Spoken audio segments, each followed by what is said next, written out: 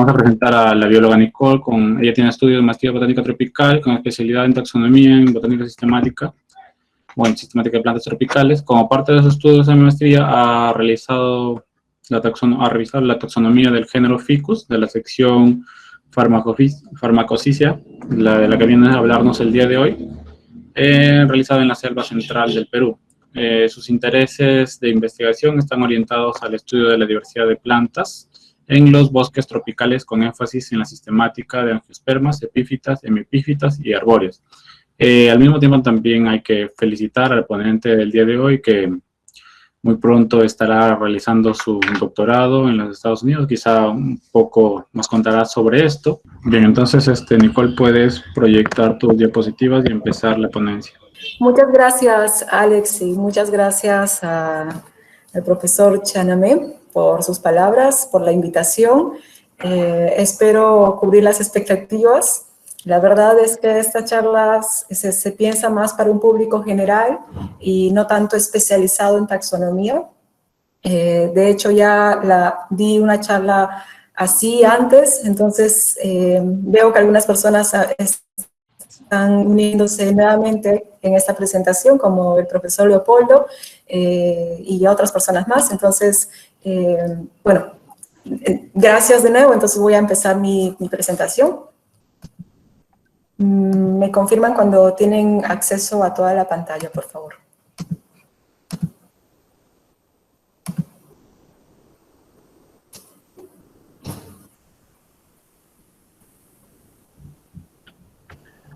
Sí, confirmamos que podemos observar la presentación. Ok, muchas gracias. Bien, como dijo Alex al principio, en mi presentación yo he trabajado con el género Ficus, específicamente dentro de la sección Farmacosicia. Más adelante les voy a comentar un poco cuántas otras secciones hay, y mi trabajo se enfocó principalmente en revisar la taxonomía de esta sección en la selva central del Perú. Y como parte de este proceso he aprendido muchísimo sobre el género. De hecho, es uno de los géneros más diversos en los trópicos y con una importancia ecológica bastante grande. Entonces, hoy quise resaltar un poco el lado ecológico más que el lado taxonómico, y quería comentarles algunos aspectos ecológicos de este género. Para empezar, muchos de nosotros conocemos, estamos muy familiarizados con el género Ficus, no siendo botánicos necesariamente. Lo consumimos, o alguna vez lo hemos consumido, como postre, ya sea dentro de la mazamorra morada o en alguna otra preparación. También muchos de nosotros en algún momento hemos visto o hasta hemos trepado un ficus en los parques, porque son árboles, al menos hay varias especies que son utilizadas como ornamento en las ciudades. Entonces vamos a tener, por ejemplo, Ficus benjamina, que es una de las especies más comunes que es introducida. Esta especie pues está en todos los parques estoy segura, en casi todo el Perú. Es la que tengo acá en la esquina inferior derecha. Otra especie ornamental también más o menos común, no es tan común como Ficus benjamina, es Ficus lirata, que puede llegar a medir más de 5 metros probablemente de altitud. Es un árbol robusto, puede ser tan robusto como Ficus benjamina. Y también tenemos el Ficus pumila, que contrario a los anteriores no es un árbol, es una trepadora, y también es bastante utilizada en jardinería porque puede llegar a cubrir paredes, es muy bonita ornamentalmente. Y bueno, como les decía, en los postres todos hemos comido alguna vez Ficus carica, que es la especie tipo del género. Bien, entonces con esta breve introducción vemos que Ficus está presente en nuestras vidas, en el paisaje, en nuestras comidas. Tenemos una relación muy cercana con este género. De hecho, hay mucho interés en el género Ficus en el lado ornamental, ¿no? Si nosotros buscamos Ficus en YouTube, vamos a encontrar que casi el 100% de los resultados está enfocado en cómo cultivar este género, ¿no? En sus diversas especies. Muy pocas videos, tal vez este video cuando se suba al canal de YouTube del herbario sea uno de los poquísimos donde se va a hablar un poco más sobre la ecología. Pero por el momento eso es lo que uno va a encontrar en YouTube, ¿no? Trucos para cuidar, para cultivar, para hacer adornos, etcétera, etcétera. Y eso demuestra pues la importancia de este género, al menos para las personas que no están familiarizadas con su importancia ecológica, al menos no en el lado, en términos de bosques. Entonces, partiendo de todo esto, yo les quiero contar un poco en esta sesión algunos aspectos históricos de este género. Luego les comentaré la diversidad y taxonomía en el neotrópico y finalmente la importancia ecológica que tiene los ficus en los paisajes neotropicales. Entonces, a modo general, sabemos que el género Ficus pertenece al grupo de las angiospermas o plantas con flores. Este grupo es uno de los más diversos que actualmente existe y empezó su diversificación hace más o menos 125 millones de años atrás, ¿no? De acuerdo al registro fósil. Otros estudios moleculares datan esta diversificación hasta un poquito más atrás, ¿no? Hasta 135 millones de años atrás. Entonces, hay muchas hipótesis que tratan de explicar cómo es que este grupo de pronto se empezó a diversificar, ¿no? Y una de las explicaciones se da por los cambios climáticos en aquel entonces, ¿no? Principalmente relacionados con el incremento del CO2, con los cambios en la temperatura, temperaturas más favorables para este boom de las angiospermas, también cambios en la composición de la fauna, entre otros, ¿no? Este es un tema de discusión, una presentación muy aparte. Pero esto es, en términos generales, lo que provocó esta diversificación, ¿no? De las angiospermas. Mucho tiempo después que aparecieron las primeras plantas con flores, aproximadamente en el Cretácico inferior, los estudios moleculares más recientes llevados a cabo por Leandro Pederneiras, que es un investigador brasilero, que también está enfocado en la sección que yo estudio, farmacocicia. Él ha evaluado ha colectado material genético de muchos representantes del género, aquí en el lado sudamericano. También ha colectado especímenes de las Antillas, de Centroamérica, me parece, y ha construido un árbol molecular con esta información para tratar de datar los orígenes del género, ¿no? Del género Ficus, sección farmacocicia, en la parte americana. Entonces, de acuerdo a sus resultados, pues él encontró que la sección farmacocicia estaría, bueno, el género Ficus, ¿no? Neotropical, estaría apareciendo por nuestro lado de la Tierra aproximadamente hace unos 66 a 52 millones de años atrás. Y en esta imagen, estos son mapas que los pueden encontrar en esta publicación, Pederneiras y colaboradores 2018. Él explica un poco cómo se ha dado este origen, ¿no? Esta diversificación de las secciones del género Ficus. A modo preliminar, Ficus tiene 6 secciones, de las cuales 2 se encuentran solamente en los trópicos de América, y las otras 4 están distribuidas en Asia, en África, en los otros continentes. Entonces, lo que vemos acá, básicamente es, aquí en morado, se explicaría el origen de, digamos, el género central de Ficus, las especies primitivas, las que aparecieron primero, estuvieron distribuidas principalmente en lo que él llama la región boreotropical. Creo que hay un eco al fondo cuando hablo, me parece que hay un micrófono encendido.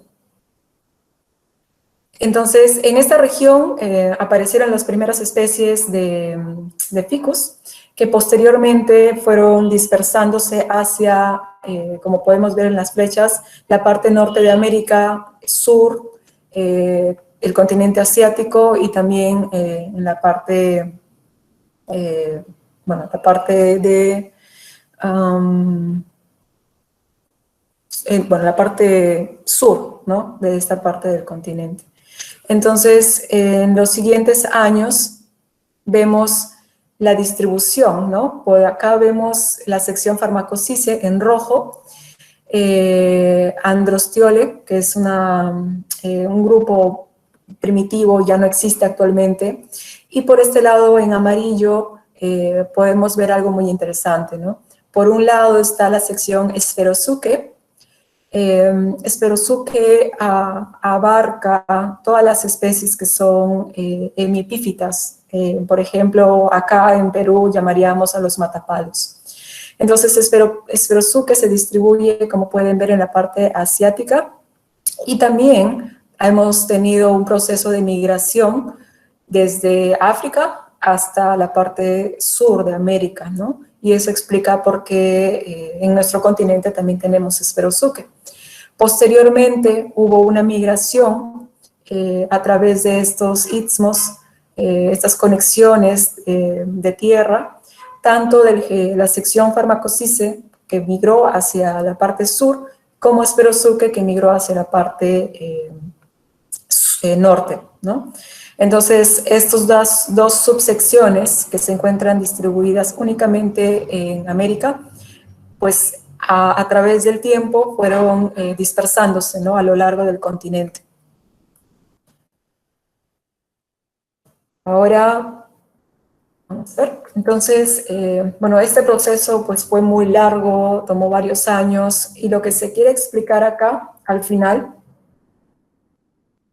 acá, en la imagen, en el mapa F, es cómo es que esta distribución, este intercambio genético dio lugar a que empezara a aparecer especies de ambas secciones en la región andina, ¿no?, que fue migrando precisamente hacia la cuenca amazónica, tanto de los países como Perú, Brasil, Colombia, Ecuador, entre otros, y actualmente pues es uno de los centros con mayor diversidad del género aquí en América. Entonces, toda esta construcción molecular fue dando lugar a que en los estudios más recientes se determinaran que el género Ficus está distribuido o subdividido en subgéneros, ¿no?, específicamente en 6 subgéneros, de los cuales Pharmacocysce y Sphaerosuche se encuentran en el neotrópico, ¿no? Ahora, cuando hablamos del género Ficus, entendemos que está constituido dentro de la familia Moraceae. Para los que no están familiarizados con la familia Moraceae, esta familia abarca a todas las especies con hojas simples, alternas, con presencia de látex, ¿no? Esa es su principal característica. Además de una estípula terminal en forma de un cono, que a medida que las ramas o el árbol va creciendo, es caduca, es decir, va cayendo y dejando una marca, una cicatriz estipular. Se llama estipular porque se refiere a la estípula. Entonces, todas estas características las vamos a encontrar en el género Ficus, y por lo tanto esto lo circunscribe a la familia Moraceae. La familia Moraceae abarca a otros géneros que en general se caracterizan por presentar lo que nosotros conocemos como un receptáculo. Este receptáculo es una estructura que está en la parte apical del pedicelo y que sirve como una base para que las estructuras florales, como los pétalos, los sépalos, el ovario, entre otros, se inserten. Este receptáculo es muy característico dentro del orden Rosales. Por lo tanto, ven cómo vamos yendo de poco a poco hacia atrás. Entonces, Rosales abarca a la familia Moraceae y a otras más. Por ejemplo, las rosáceas, que son más conocidas para muchos, que abarcan es la familia de las manzanas. Entonces, las manzanas, por ejemplo, es el mejor ejemplo de receptáculos, ¿no? El receptáculo se empieza a engrosar y eso es lo que nosotros consumimos finalmente, ¿no? Consumimos un receptáculo como cuando comemos manzanas. Entonces, algo parecido ocurre con todas las familias que estamos viendo acá, desde Barbellaceae hasta Urticaceae, todas tienen este receptáculo. Y más notoriamente se observa aquí, ¿no? Este es el receptáculo, estas son las estructuras florales, y a modo de ejemplo tengo un fruto de un Ficus carica a mi costado, y esto que nosotros vemos en blanco, eso es el receptáculo. Lo particular del género Ficus es que el receptáculo se ha, vamos a decir, se ha unido, ¿no? Es decir, todas las estructuras florales están dentro de este receptáculo. Acá lo vemos en color anaranjado y también en blanco. Entonces, este es un receptáculo cerrado. En términos botánicos se diría urcinado. Sin embargo, no está cerrado completamente, como podemos ver en la parte inferior en esto de coloración verde. Esta apertura, que se conoce con el término de ostiolo, va a permitir el pase de los polinizadores. Como sabemos, las plantas con flores requieren de polinizadores, ¿no? La mayoría de ellas. Entonces, como en un género como Ficus, que tiene todos sus frutos cerrados, tiene esas infrutescencias desarrolladas en este receptáculo, ¿cómo podría permitir el pase de un polinizador para asegurar la transferencia genética? Pues a través de esta apertura. Entonces, como les mencionaba, el orden Rosales abarca varias familias que en común comparten esta presencia de un receptáculo, pero dentro de ellas, Moraceae está mucho más emparentada con la familia Urticaceae. Los que conocen las selvas van a saber que Urticaceae, uno de los géneros más representativos son las cecropias, ¿no? Entonces, o los ceticos, al menos ese es el término común en la selva baja. Entonces, por mucho tiempo se creía que hubo muchos cambios taxonómicos, ¿no? Sistemáticos, ¿no? Moraceae, por un tiempo las urticáceas estaban dentro de Moraceae, incluso dentro de Urticaceae antes se consideraba la familia Cecropiaceae, pero estudios más recientes han ido viendo con más detalle que esto no siempre es así, ¿no? Llegando a la conclusión de que ambas familias están separadas. Son filogenéticamente hermanas, están emparentadas, pero no son lo mismo. Y una de las principales razones para considerar las familias separadas, familias diferentes, es básicamente la presencia del exudado, ¿no? En el caso de Moraceae, tenemos que el exudado está presente, por lo general es blanco, nosotros llamamos este exudado también como látex. Y en el caso de las urticáceas no hay exudado, ¿no? Nosotros podemos encontrar algo que se parece mucho, como ponen acá, si está presente es clarito, ¿no? Y solo en algunos casos, ¿no? En hierbas, hojas. Y esto es un ejemplo de este exudado, ¿no? Si nosotros cortamos cualquier rama de Ficus o de cualquier Moraceae, vamos a toparnos con esta abundancia de látex en cualquier estructura. En cambio, en Urticaceae, como les mencionaba, las cecropias no tienen este exudado, ¿no? Bien, la familia Moraceae tiene una distribución tropical. Podemos ver que está en casi todos los continentes, está en todos los continentes. Tiene 38 géneros y aproximadamente 1.125 especies dentro de esos géneros, ¿no? Tiene especies útiles, como les dije al principio. La familia Moracia, pues Ficus es uno de sus más representativos, pero también tenemos otros géneros comestibles, ¿no? Como son Artocarpus altilis. Artocarpus es el género del pan del árbol. No sé cómo le llaman en otros lugares, pero es un árbol introducido, bastante común también en la selva baja. Morus alba y Morus nigra, eso sí está distribuido en varias ciudades, al menos de la costa.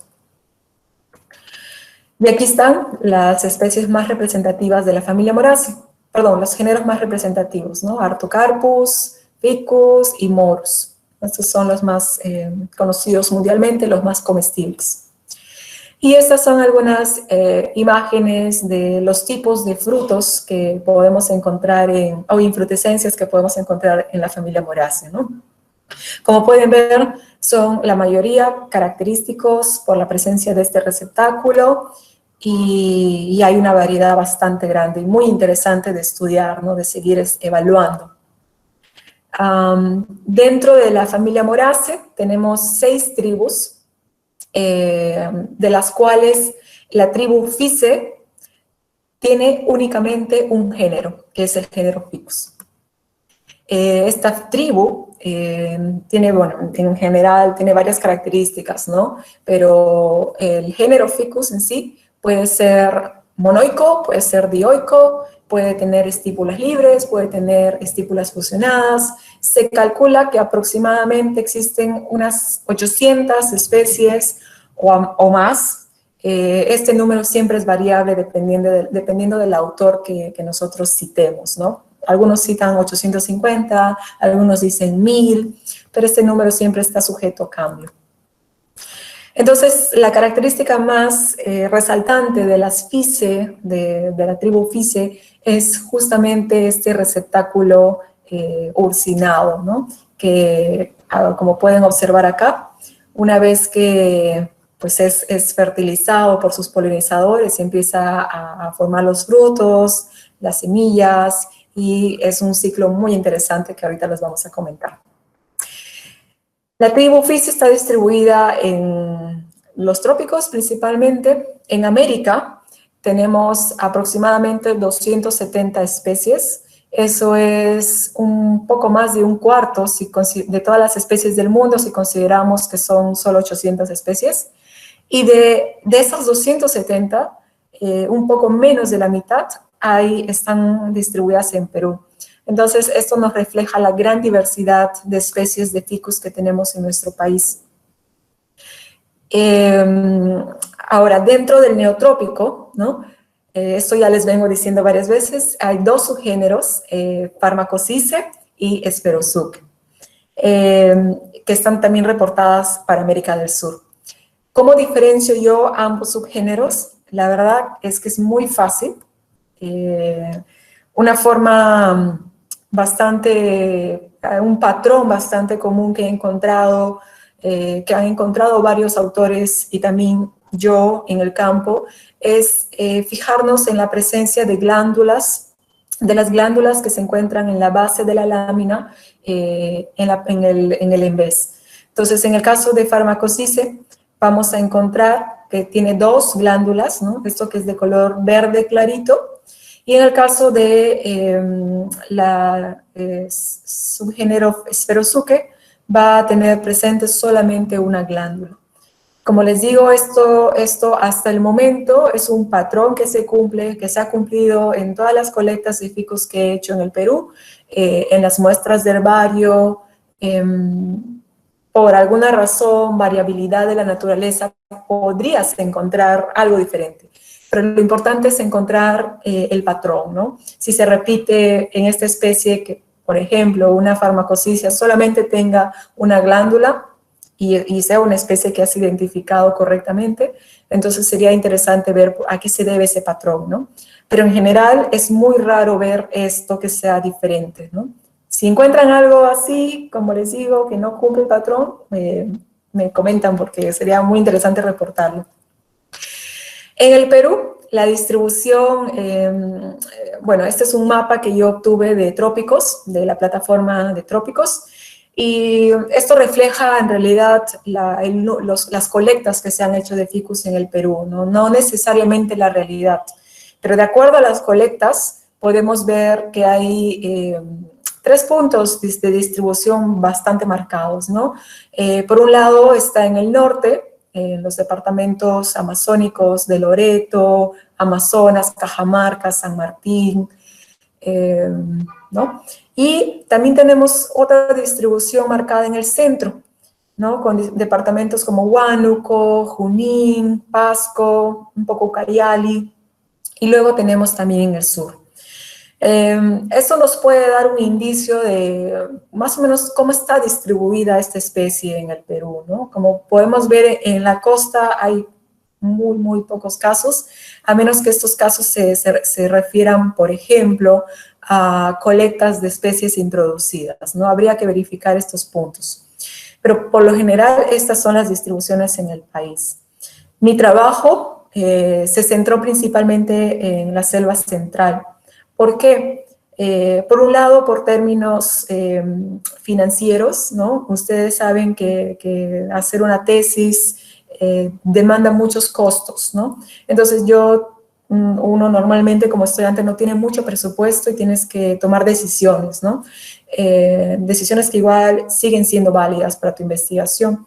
Entonces lo que yo hice fue pues priorizar la cercanía de Lima hacia el centro, vía carretera, y tratar de cubrir la mayor parte de los departamentos de la selva central, ¿no? En mis estudios de doctorado, yo pienso evaluar la distribución de esta especie en el Perú, pero también especies países andinos que comparten la distribución de algunas especies, esta distribución disyuntiva de especies de ficus. Entonces, partiendo de este primer análisis, ¿no? De este análisis preliminar de su distribución, yo me embarqué en este trabajo que hacía mucho que no se realizaba, ¿no?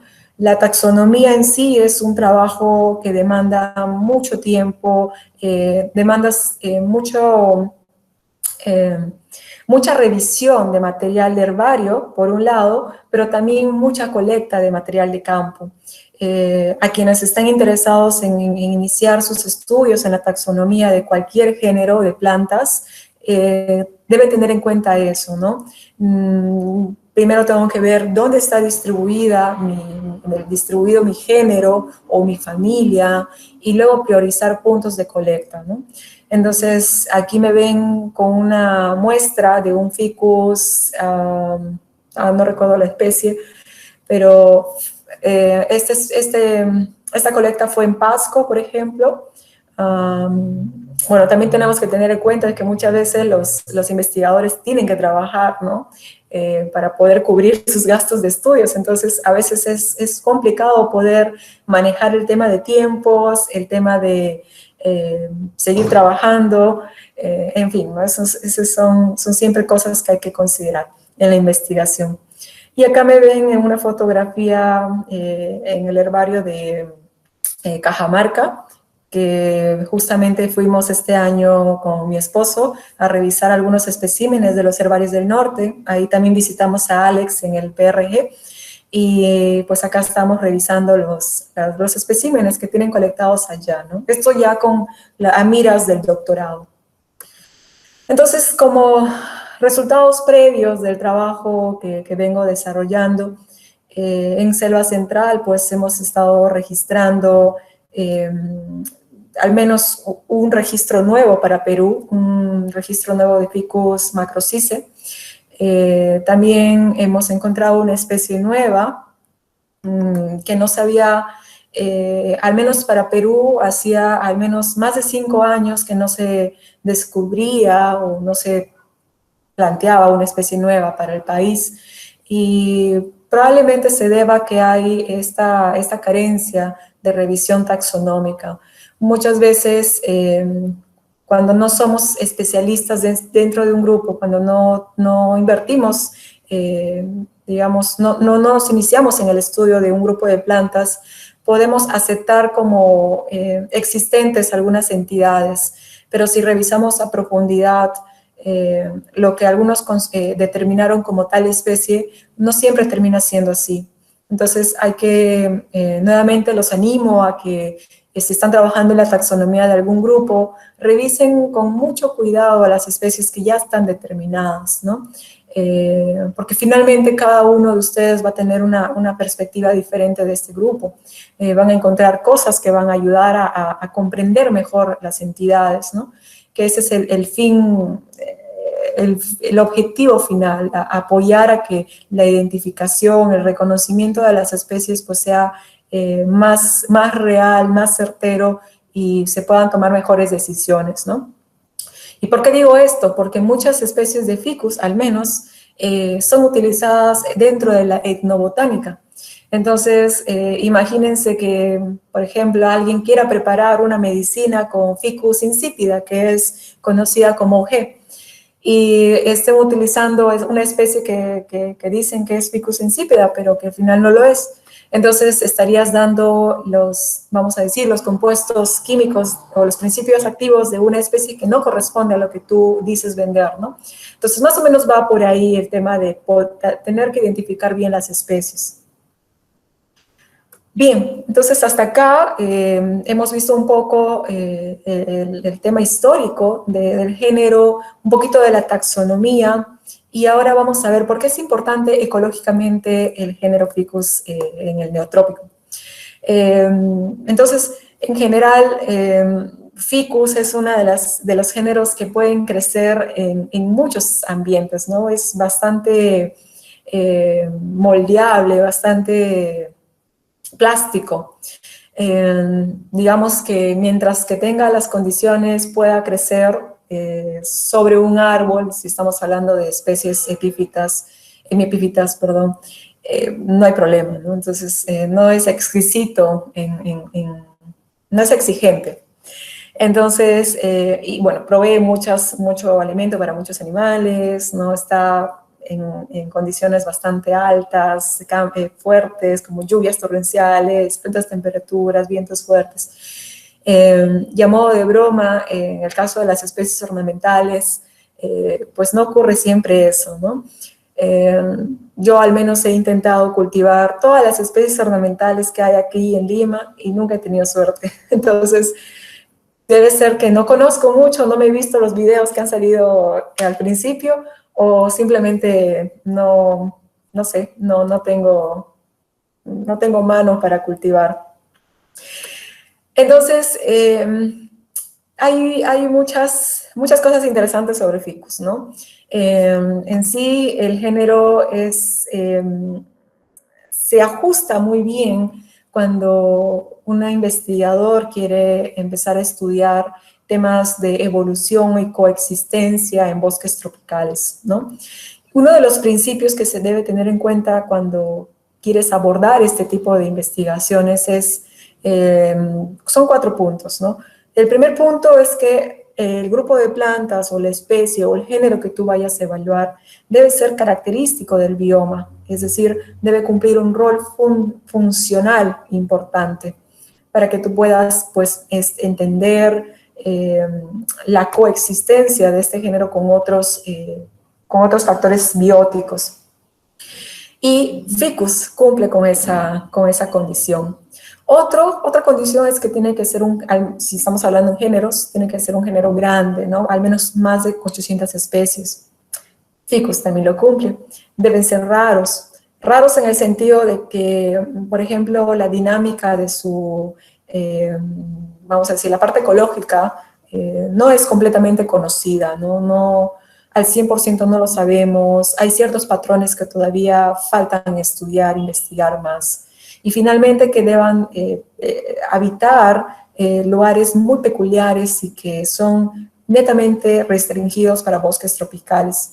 Entonces, con estas 4 consideraciones para estudiar evolución y coexistencia, nosotros fácilmente podemos usar como género modelo al género Ficus, ¿no? Si es que ustedes están no interesados en la taxonomía ni en la ecología específica del género, sino más bien a nivel de bosques tropicales. Y otra de la importancia ecológica de ficus es que en estudios pantropicales, ¿no?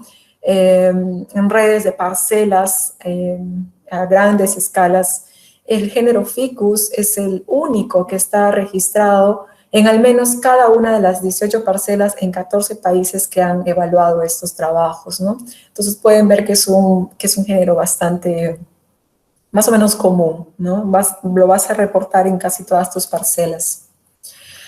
Otro punto que me gusta compartir siempre es el tema de la polinización, ¿no? En esta imagen, que es la típica representación de la polinización, tenemos una flor bastante llamativa, con todas sus estructuras florales abiertas, muy como estoy aquí, ven aquí, polinizador, y tenemos la abejita que normalmente es la que siempre pensamos como el polinizador top. Entonces, ¿cómo es que ocurre la polinización en las angiospermas? Pues ocurre de dos formas principales, ¿no? Por un lado está el aspecto olfatorio, es decir, la planta, la flor, va a emitir lo que se conocen como compuestos orgánicos volátiles.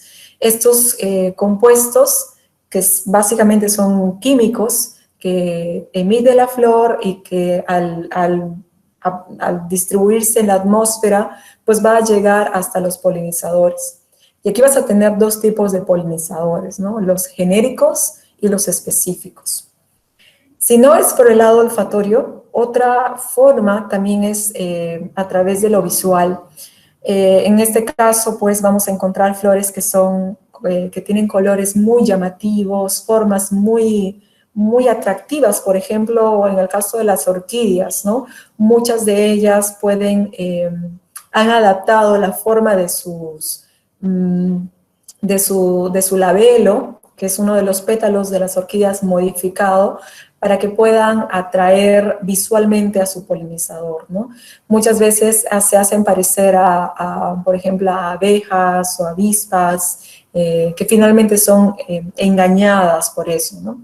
Entonces, estas son las dos formas en las que ocurre la polinización principalmente, ¿no? Y esto es un patrón que se va a dar en casi todas las angiospermas. Pero, ¿qué ocurre en el caso de ficus? Imagínense que no tienes tus flores expuestas, no tienes flores llamativas, todo lo contrario, estás encerrado dentro de un receptáculo. Una alternativa, en el caso de ficus, es utilizar o basar tus síndromes de polinización únicamente en la parte olfatoria. Entonces, lo que ocurre es que las flores, vamos a ver en este diagrama, pues primero que la planta va a empezar a producir los síconos. Estos síconos, que es el término que se le da a esta inflorescencia, o luego inflorescencia, va a empezar a crecer y se van a empezar a desarrollar las flores femeninas. Esto es en un caso de esto es un sícono que tiene los dos tipos de flores, ¿no? Las femeninas, o también llamadas las... no recuerdo el término ahora, ya le voy a recordar, pero vamos a empezar a ver el desarrollo de las flores femeninas, ¿no? En este caso, vamos a ver que por la apertura, este ostiolo va a ingresar el polinizador. El polinizador, en el caso de ficus, es una avispa, no es una abeja, y es una avispa que pertenece a la familia Agaonidae. Tal vez hay entomólogos acá, entonces eso es interesante porque no es cualquier avispa. Entonces estas avispas, la avispa hembra, va a ingresar y va a poner sus huevitos dentro de las estructuras que vemos acá.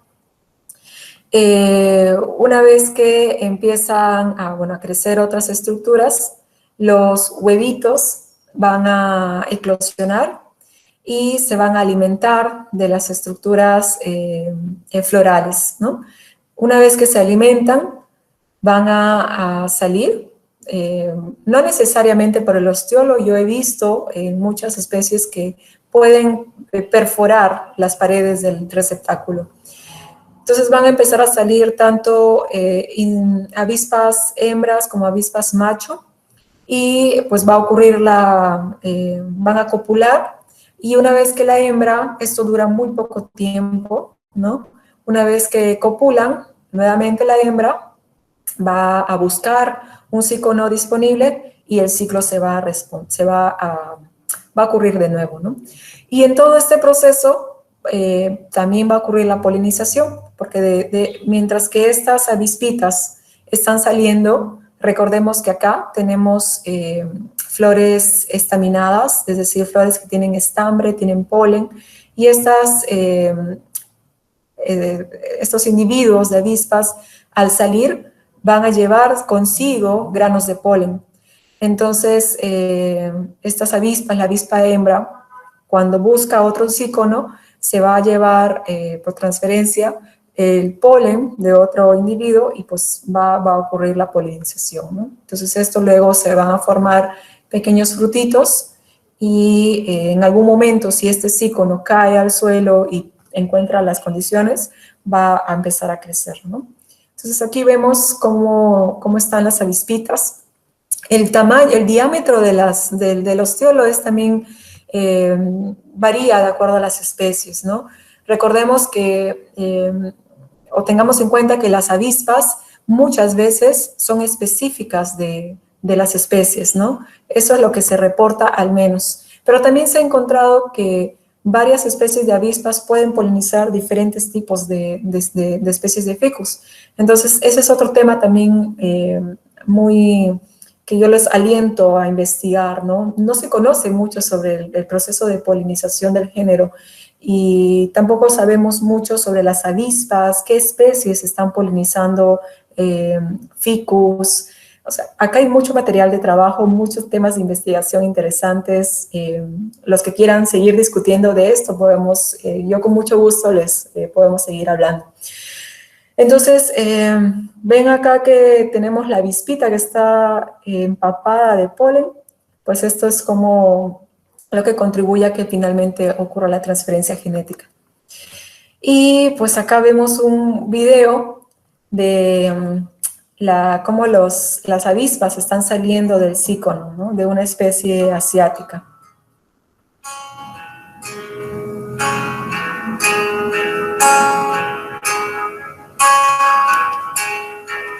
Empiezan a salir.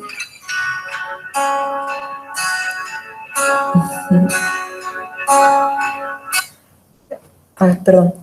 Bueno, es un video largo, lo pueden ver después, pero acá el punto es que ustedes vean que efectivamente las avispas salen muchas veces por el mismo ostiolo. Y bueno, acá en algunos aspectos más puntuales de este proceso, los polinizadores pues muchas veces viajan largas distancias únicamente guiados por el aroma, ¿no? Por estos compuestos químicos volátiles, ¿no? Y muchas veces cuando las avispas son específicas de la especie de ficus, la especie de la planta va a emitir unos compuestos que son particulares para que su propio polinizador lo reconozca y no vengan otros polinizadores. Entonces eso hace que el reconocimiento sea mucho más fácil, ¿no? Ficus en general es considerada una de las especies clave dentro de los ecosistemas, ¿no? ¿Y por qué se denomina como en inglés es keystone species? Pues básicamente porque su impacto en la comunidad o ecosistema es muy grande y desproporcionalmente grande en relación con su abundancia. Y esto es muy interesante porque ficus en sí no es tan abundante dentro de los paisajes, ¿no? Uno esperaría ver ficus en todo el camino, pero no siempre es así. Sin embargo, solamente la presencia que encontramos en los bosques es crucial, sobre todo cuando estamos refiriéndonos a disponibilidad de alimentos. Y en unos slides más adelante les voy a comentar por qué.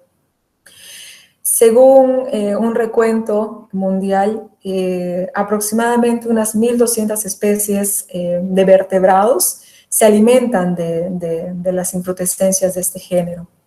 Y acá tenemos algunas imágenes Bueno, estas son imágenes de especies asiáticas.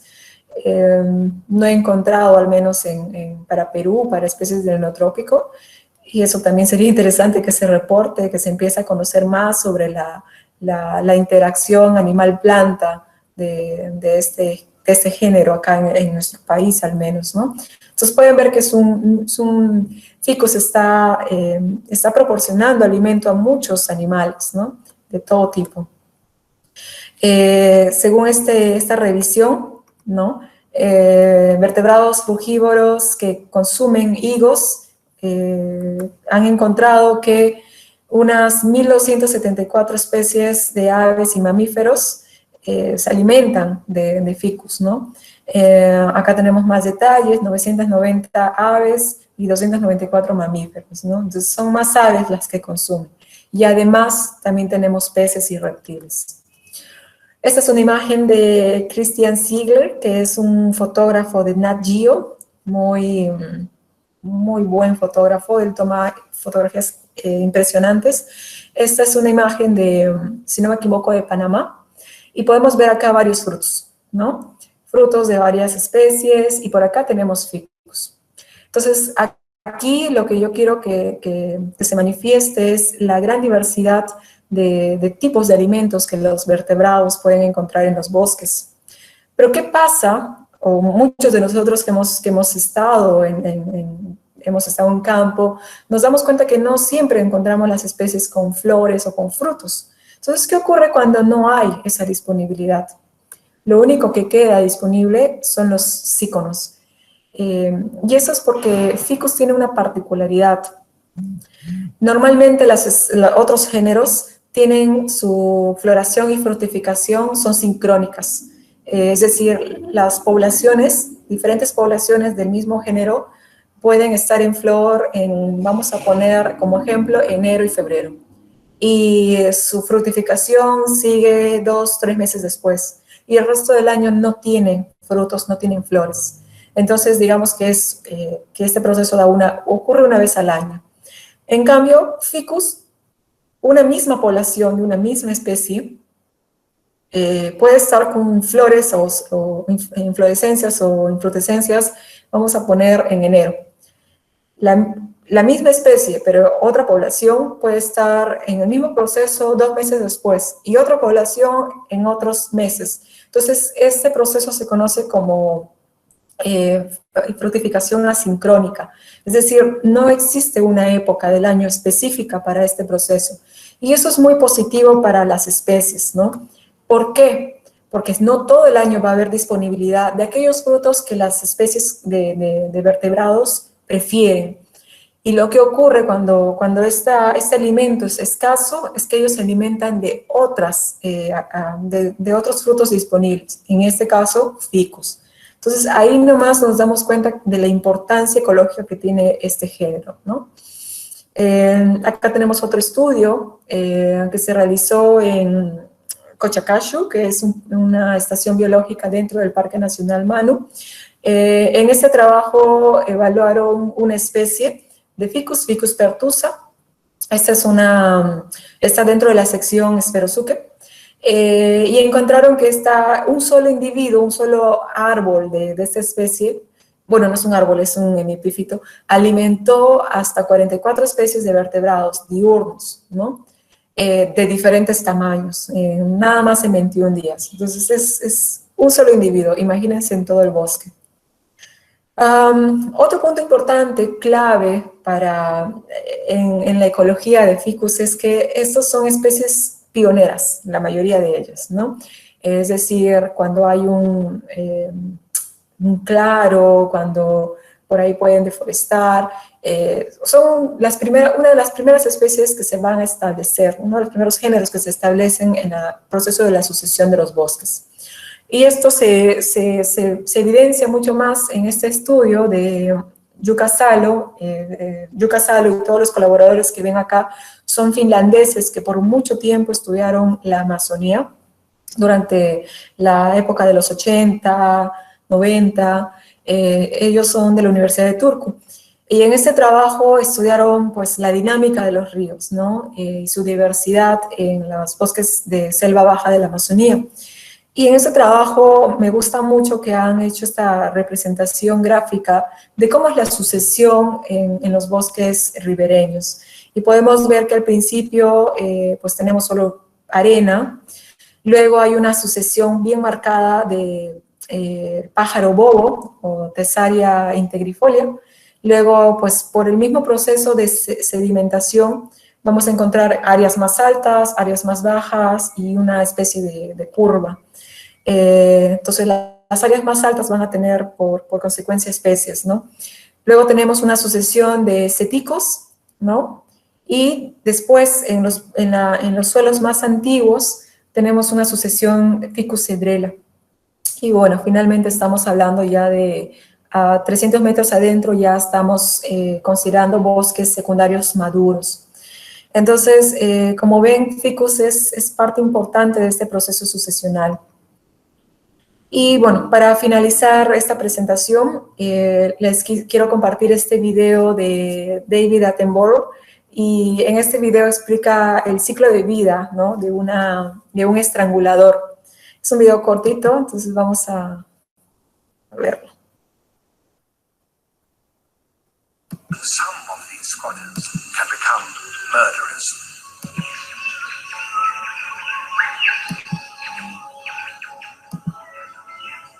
A young fig tree like this may arrive here as a seed carried by a bird. At first, it grows quite slowly.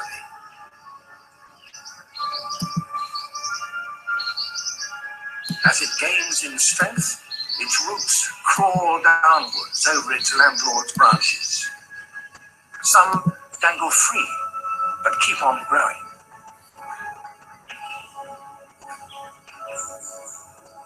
Eventually, they reach the ground. Now, supplied with nutrients from the soil, the fig grows really fast.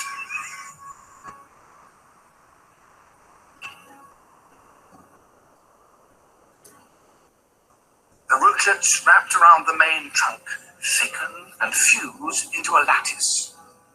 Como pueden observar, estas son las raíces de un individuo ficus, un estrangulador.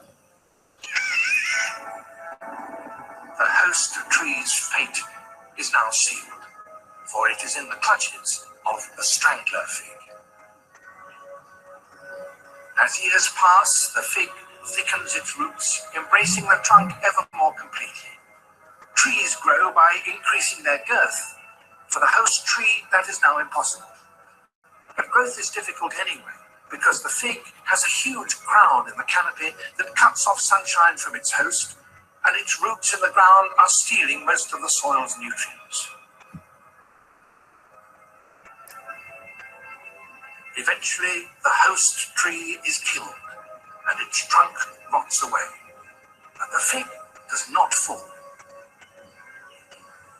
Its roots now form a hollow cylinder that is quite capable of standing upright by itself.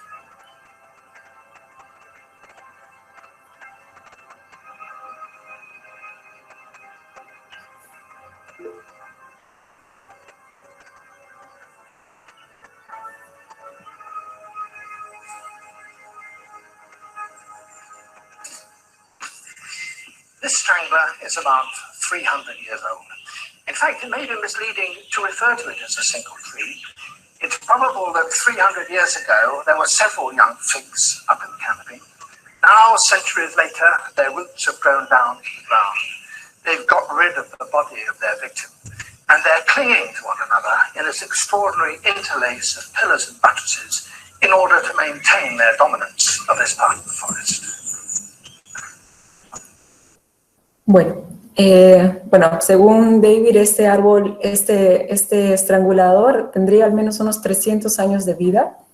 Y como ven, es un proceso bastante, bueno, compromete la vida de otros árboles, ¿no? En este caso, para que pueda llegar a tener éxito, el ficus tiene que estrangular, tiene que, pues finalmente apoyarse de otro individuo para que pueda llegar hasta la copa y a partir de eso, pues, empezar a recibir los rayos del sol y y poder durar todo este tiempo en vida, ¿no?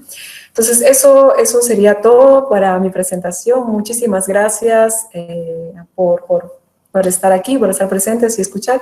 Si hubieran algunas preguntas, encantada de poder conversar con ustedes. Muchas gracias a ti, Nicole, por la ponencia, bueno, por la excelente ponencia.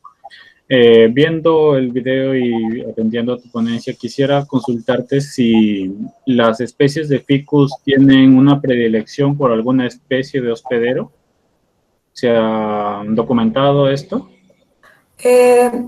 La verdad es que de lo que yo he revisado, no conozco que tengan predilección. Es decir, es bien difícil o sea, a menos que haya una sola especie de otro árbol alrededor, podría decirse que sí, ¿no? Pero en un bosque amazónico donde hay hasta 300 especies por hectárea, considero que es algo difícil, pues, decir que los ficus prefieren a los cedros o prefieren a cualquier otro género, ¿no? Pero si no se ha evaluado eso hasta ahora, tal vez sería importante que alguien lo haga. Dime, ¿y estas especies de ficus reportadas, al menos las que tú has visualizado en la selva, en la selva central, tienen una gran diversidad de epífitas? O sea, ¿sirve como es un buen forofito?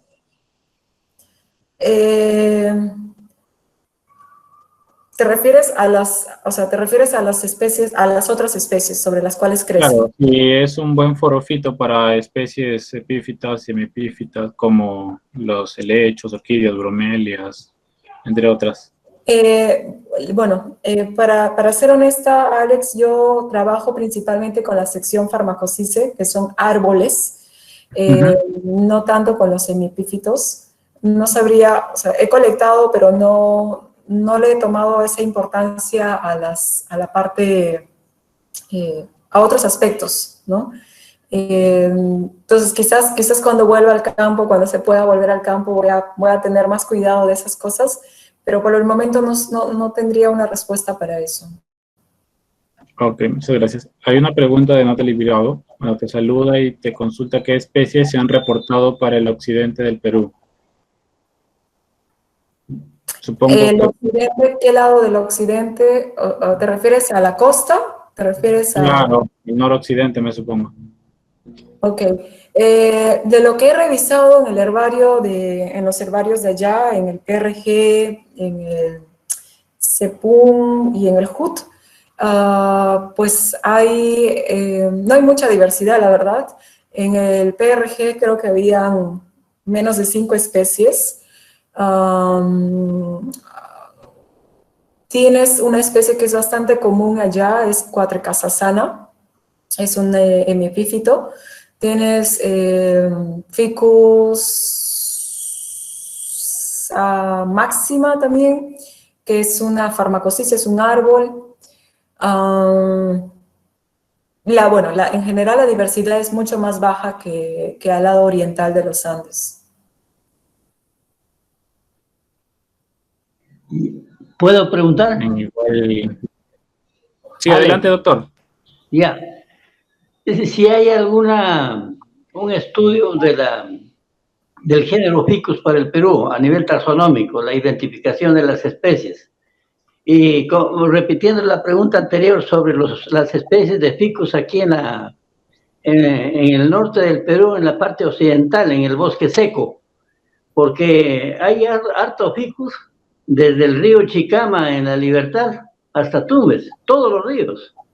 El río Moche, el Moche poco, el río Chicama, Jequetepeque, el río Saña, Chancay, La Leche, estas quebradas que dan por Cuya y Canchaque, el río Piura. Y hay ficus, cada cuenca tiene su especie de ficus.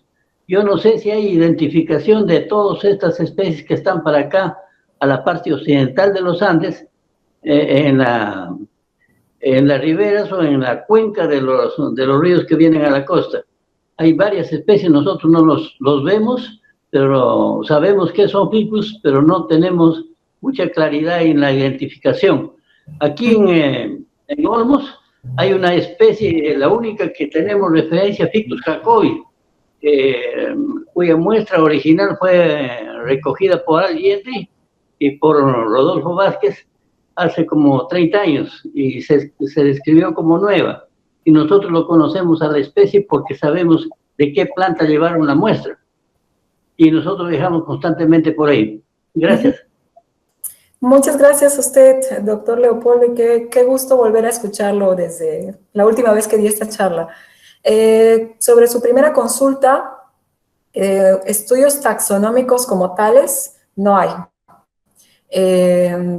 Lo que se ha hecho es revisiones, digamos, tipo a nivel morfológico. Hay publicaciones que enlistan las especies, pero revisión taxonómica no existe. Ni siquiera en el Tratado de Flora de Perú de McBride, Francis McBride, ahí se publicaron algunas especies nuevas, pero no es netamente un tratado taxonómico. Entonces, esta es una carencia, ¿no? Es una carencia que al menos en mi caso yo pude identificar y que ni siquiera estoy cubriendo al 100% porque no estoy haciendo todo el Perú. Y hay necesidad de seguir trabajando dentro del género, particularmente con la sección más grande que es Spherosuche. Que tiene al menos más de 100 especies en el Perú. Entonces, hay mucho trabajo que hacer. Yo los invito a los que están aquí presentes a que si aún no han decidido en qué grupo trabajar, pues hay mucho pan por rebanar acá en Ficus. Y sobre su segunda consulta, bueno, yo he revisado únicamente los herbarios. Ahorita no recuerdo con exactitud todas las especies que registré, pero sería interesante en algún momento poder viajar y colectar y ver qué especies son esas que usted indica, ¿no? Que están por las laderas de los ríos.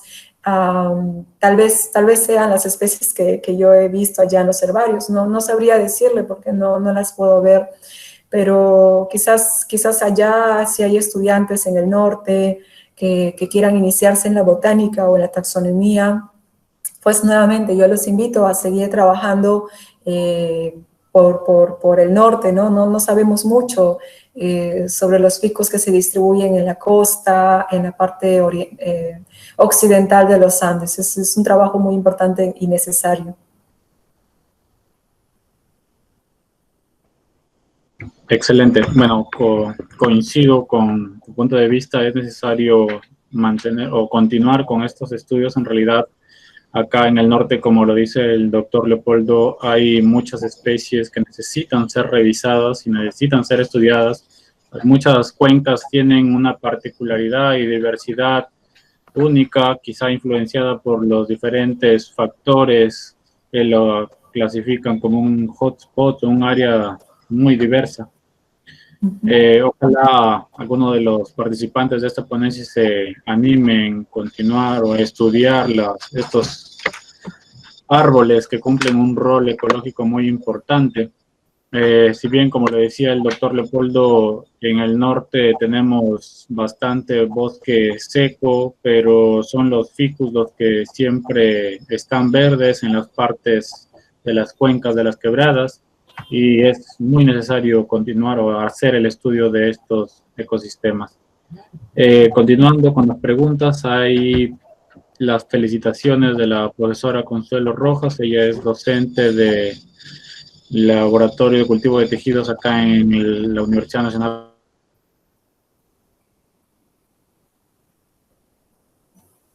Alex, no te escucho.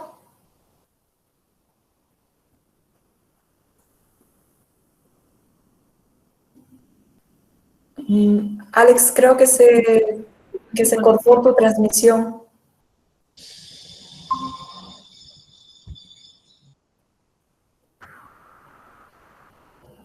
Va a salir y entrar de nuevo. Sí, se habrá cortado. No te escuchamos. El internet.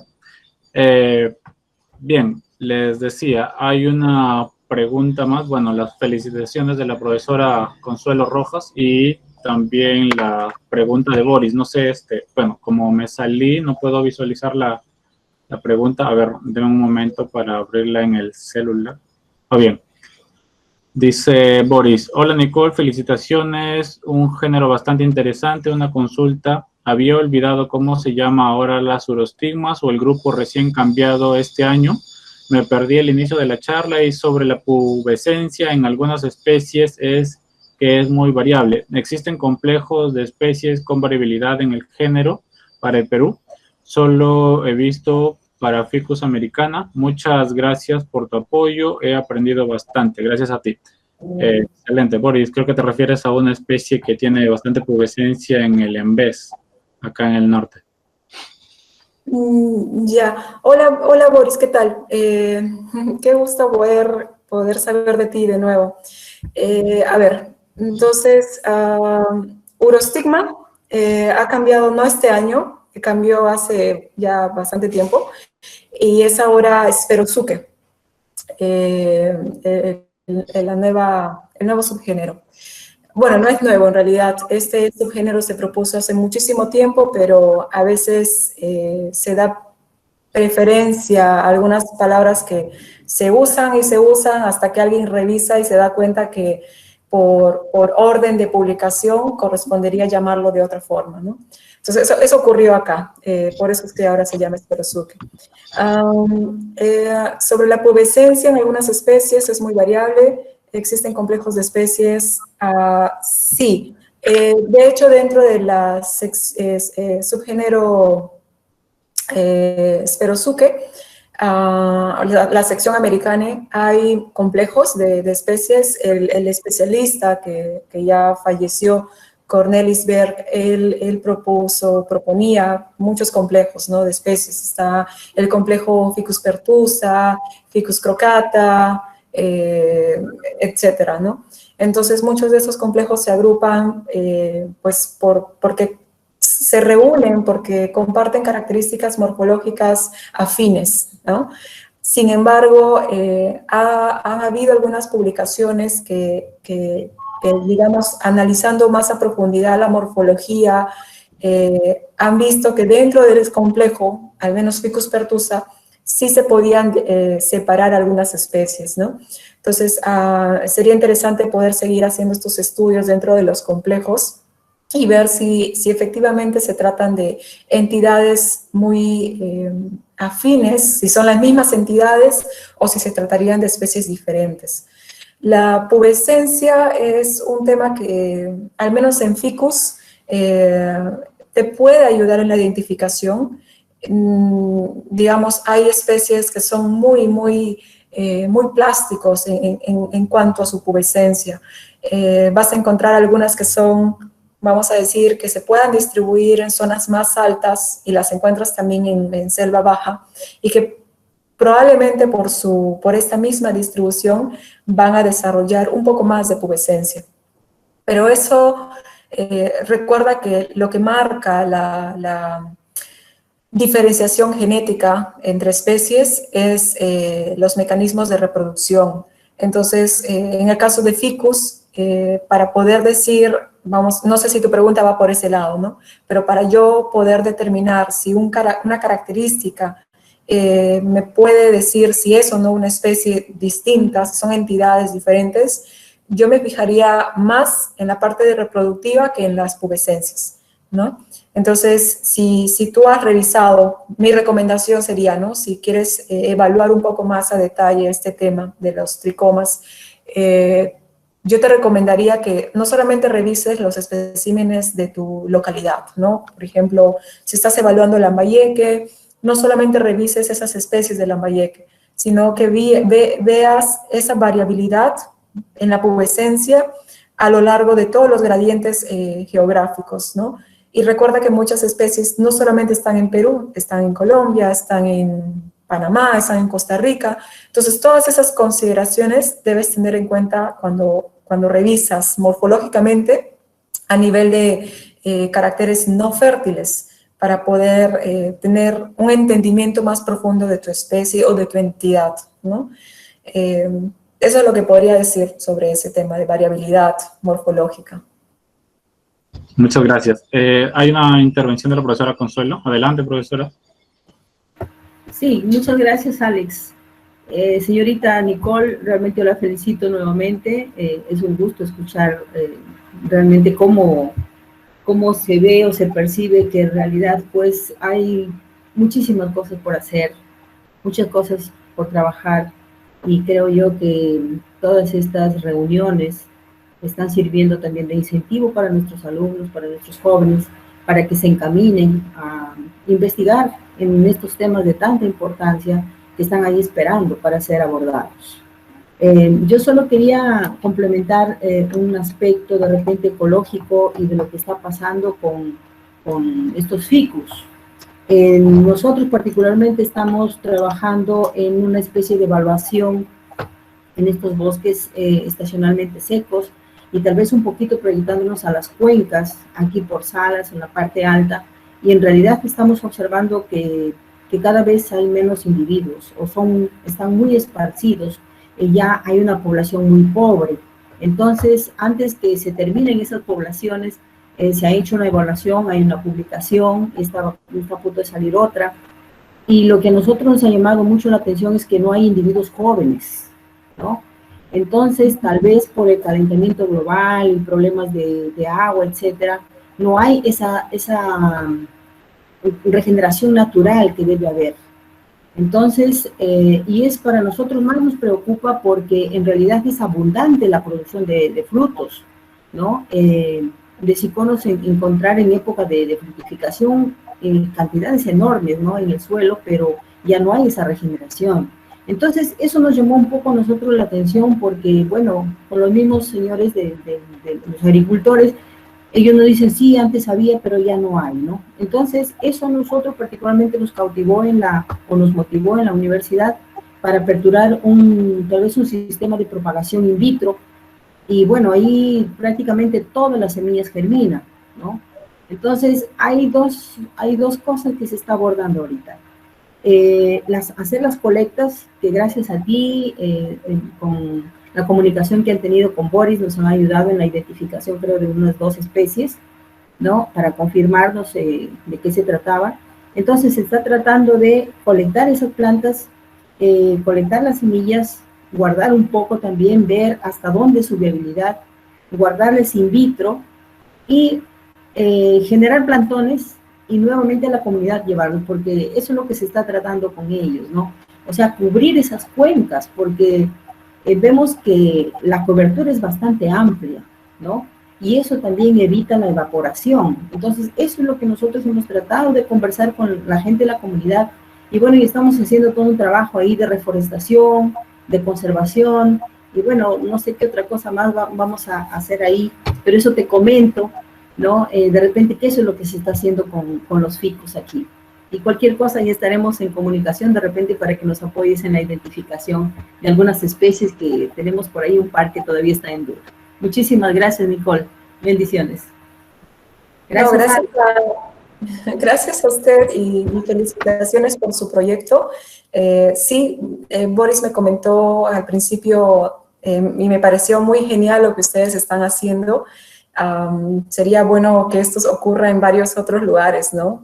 Con especies que son utilizadas con fines etnobotánicos, con fines comerciales. Creo que eso de alguna forma facilitaría la parte comercial, ¿no? Poder tener esos cultivos disponibles, conocer más, quizás la parte molecular también, ¿no?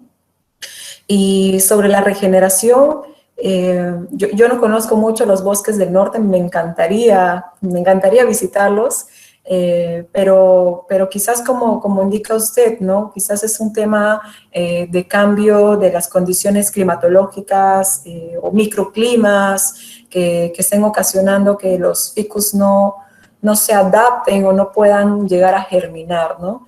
Quizás también es un tema que no sé si hay una teoría, no estoy segura si eso se aplicaría también a ficus, pero es una teoría que explica por qué algunas plántulas de las especies que caen, o sea, en este caso los íconos caen debajo de la planta madre y muchas veces no llegan a germinar porque digamos que son más susceptibles a las plagas de la misma especie porque están todas agrupadas, ¿no?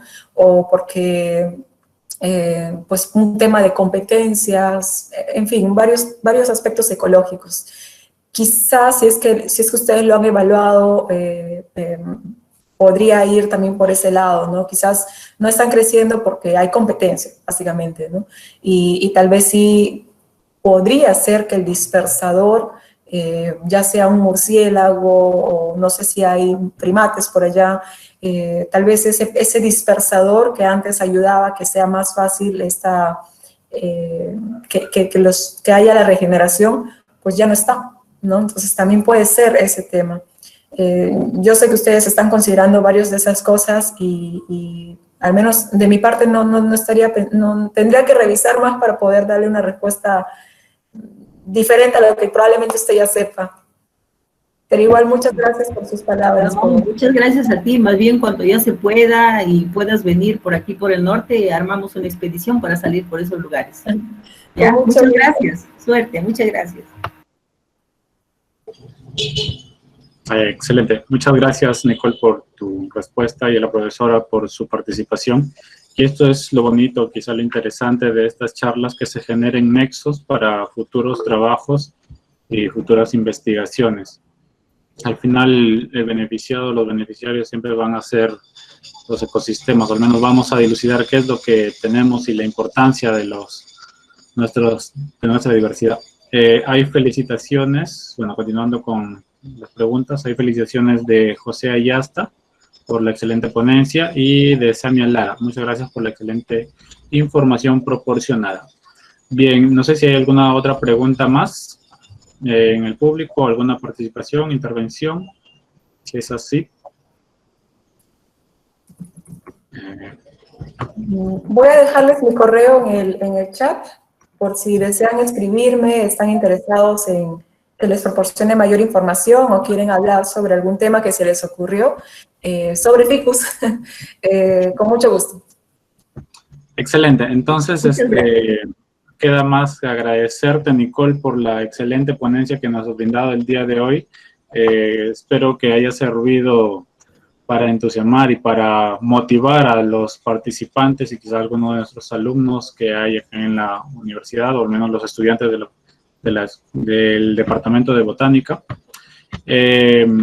Invitamos en todo caso a los participantes a seguir el trabajo de Nicole. Ella tiene varios artículos publicados en estos temas, en los temas diversos. También es, junto a Alexander, administradora de una página de divulgación científica, de conocimiento en lo que es biología, botánica. Entonces, si gustas, Nicole, puedes invitar a que sigan tu trabajo antes de pasar a la parte final de esta charla. Bueno, en realidad yo estoy como muchos de ustedes también empezando, siempre vamos a ser aprendices, ¿no? De estas, siempre hay cosas nuevas, entonces estamos, yo no soy gran investigadora ni nada por el estilo, ¿no? Estamos recién ahí aprendiendo de todos y siempre todos estamos acá para compartir información, para apoyarnos, ¿no? Entonces, escríbanme, no tengan miedo, y siempre a veces se tiene vergüenza hablar por acá, entonces por correo pueden hacer todas las consultas que deseen. Muy bien, muchas gracias.